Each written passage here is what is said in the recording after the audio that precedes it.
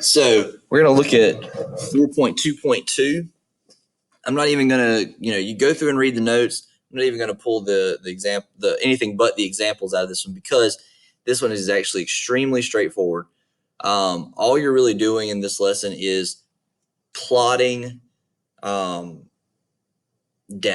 So you're just plotting it on a graph, making scatter plots. The only thing I'm going to tell you is scatter plots means you do not connect the dots, and we're not looking for this to be a function. But what we are going to do is see if a particular line or function best matches the data that we have. So example 1, Andrew wants to estimate his gas mileage or miles traveled per gallon of gas use. He records the number of gallons he purchased and the total miles he was able to travel with that gas. Create a scatter plot showing the relationship between gallons of gas and miles driven. Which function is a better estimate for the function that relates gallons to miles? Is it y equals 10x or y equals 22x? How is the equation of the function related to his gas mileage? So we can get to that second part in a second. First thing we need to do is we need to graph this. All right. So sorry about that. So I've looked at that table, right? And so I'm going to have to pull that away. So make sure you keep that in mind. And then we need to graph that here. So at 15, he had gone 313. So that's roughly here.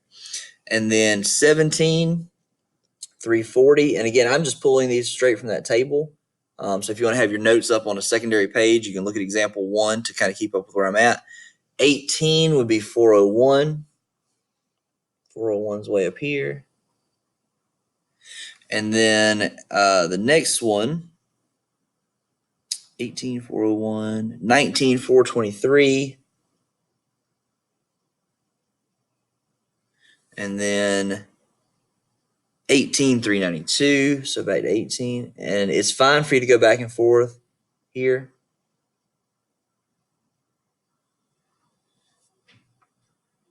$17, 379.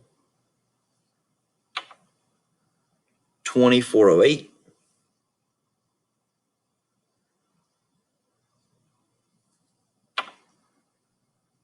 19, 437.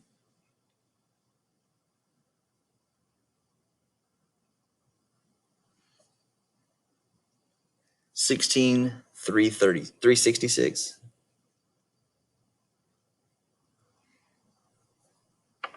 And 20, 416. Okay, now there's your graph. So the next question is, and you can see it does kind of tend to have a little bit of a linear shape, and we want to determine which one of the following is the best line of fit. So my recommendation to you there is going to be to use a calculator, to use your table key, and see which one actually gets close to that. So in your table key, let's do 22x. Could have done the other one first, and we really want to start looking at about 15 because it doesn't matter if we're not pretty close to that. So 15, 330. So 15, 330. I'll use a color so that it doesn't show up.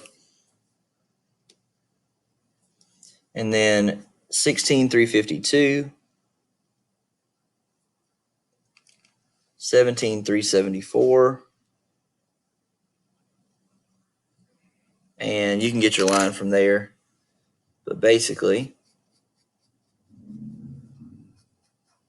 you see that 22x runs right through the center of that data set. Okay, what you want to look for is a line that very quickly, not quickly, but very evenly goes through the center of all your data points. All right, so I'm going to pause it there, and we'll get the other one in just a moment, the other two.